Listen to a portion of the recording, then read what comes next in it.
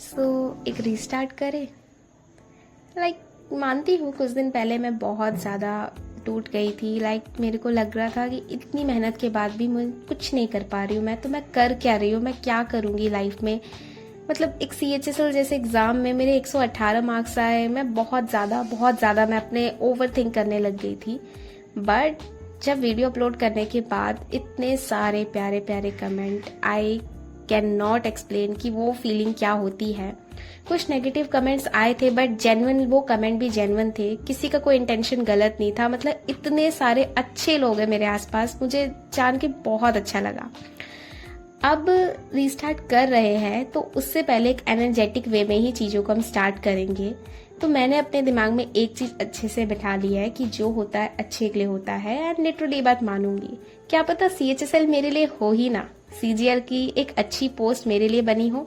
और शायद जितनी मेहनत से और जितनी शिद्दत से अब मैं CGL के लिए पढ़ूंगी, अगर मेरा CHSL क्लियर हो जाता तो शायद मैं उतनी मेहनत और शिद्दत से CGL के लिए नहीं प्रिपेयर करती, और जो हायर पोस्ट के सपने मैं देख रही हूँ वो सपना मेरा पूरा नहीं होता। यही मानते हैं कि जो होता है अच्छे के लिए होता है। दिन की शुरुआत करते हैं एक हेल्दी डाइट के साथ, because a healthy mind lives in a healthy body. We all know कभी कभार बीच में हो जाता है इधर उधर का खाना, बट जितना कोशिश कर सको मैं उतना हेल्दी डाइट पे स्टिक रहने की कोशिश करती हूँ एंड अपने दिन की शुरुआत करती हूँ।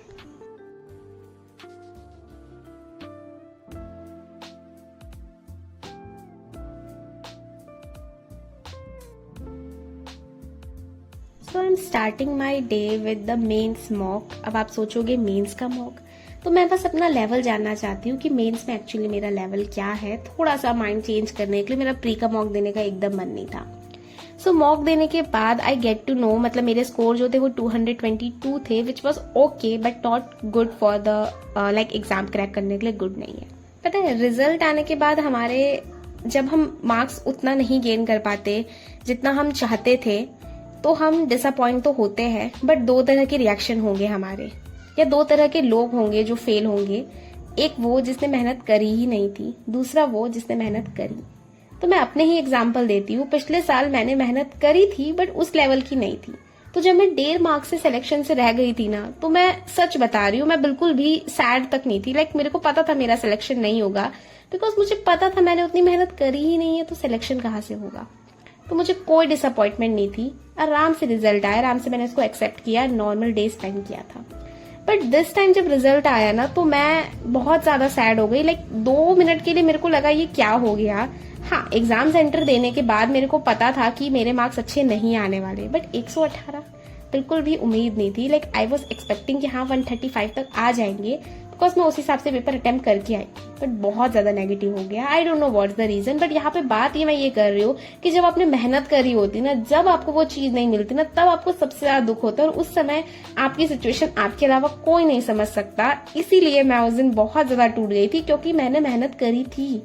हाँ, मेरा डायरेक्शन गलत हो सकता है, क्योंकि मैं एक ही चीज पे शायद स्टिक थी, मुझे अलग अलग पैटर्न फॉलो करना था। एग्जाम्पल के लिए मुझे कमेंट भी आया था कि मेरा ये मतलब है कि टेक्स्ट बुक क्या बुरा मॉक देता है।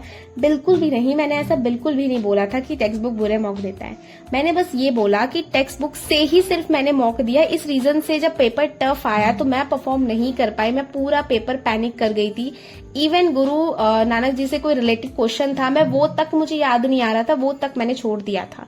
तो अब मैं समझ पा रहे हो मैं क्या पैनिक करके आई हूँ एग्जाम में। मेरे को कुछ भी याद ही नहीं था मैं पेपर में करके क्या आई हूँ। इस तरह की सिचुएशन थी उस टाइम पे।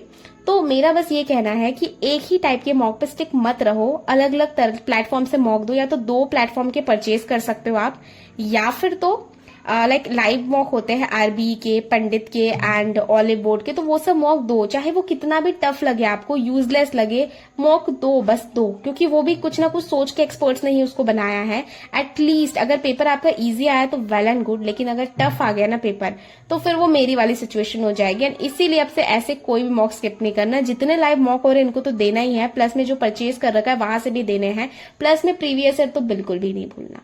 इसी के बाद मैं आ जाती हूँ अपना खाना लेने के लिए, जो कि अभी तक नहीं आया था। एंड जब खाने का टाइम हो जाता है फिर भूख बर्दाश्त नहीं होती।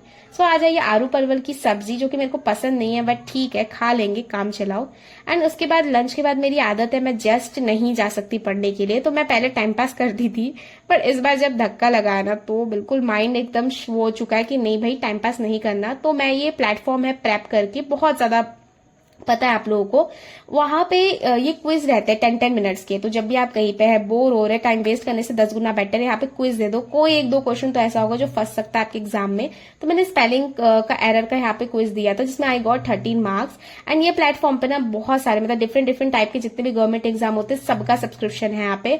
तो इफ अगर आप चाहते हैं कि इसका कंप्लीट सब्सक्रिप्शन लेना, लाइक जितने भी यहाँ पे मॉक दे रखे, लाइक 5000 प्लस मॉक है पर एग्जाम, 500 से भी ज्यादा एग्जाम कवर करता है, आप ये आराम से दे सकते हैं। और इसका प्राइस सुन के आप बहुत खुश हो जाएंगे, क्योंकि इतने सस्ते में अभी कोई भी प्लेटफॉर्म नहीं मॉक दे रहा, जो कि है ऑनली 199 रुपीज। बट जिसके लिए आपको मेरा कूपन कोड यूज करना पड़ेगा PREE20, अदरवाइज ये आपको 249 में पड़ेगा।